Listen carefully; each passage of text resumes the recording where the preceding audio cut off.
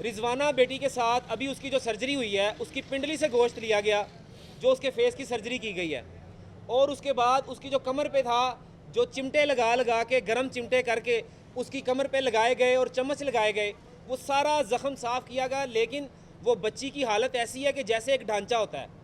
फिर उसकी टांग से मांस लिया और ये सर्जरी हुई है, उसकी कमर पे गोश्त लगाया गया है। अभी उसकी हालत बिल्कुल ये नहीं कह सकते कि ठीक हो गई है। पूरी कौम से ये अपील करते हैं कि उसके लिए दुआ भी करें कि वो बेहतर हो जाए।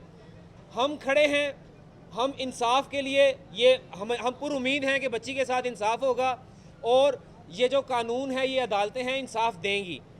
और ये ख़ानदान का ये कहना है कि अगर इंसाफ नहीं मिलता तो फिर हम एहतजाज करेंगे, सड़कों पे आएंगे और हम जो हो सकेगा करेंगे।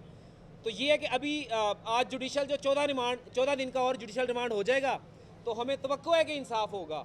लेकिन कुछ बीच में चीज़ें हैं, कुछ डॉक्यूमेंटेशन हमें चाहिए, वो आज हमने बात की है इन्वेस्टिगेशन ऑफिसर से, तो डिस्कशन होगी। JIT में भी पेश होना है, इंशाल्लाह आगे बेहतरी होगी। बिल्कुल JIT में उन्होंने जितनी दफ़ा बुलाया है,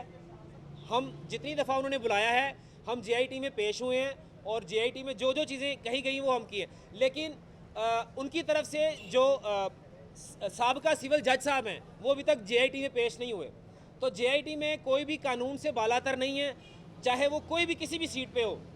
तो इंसाफ का अगर हमने बोल बाला करना है, रूल ऑफ लॉ की इस मुल्क में सुपरमेसी करनी है, तो उनको JIT में पेश होना पड़ेगा।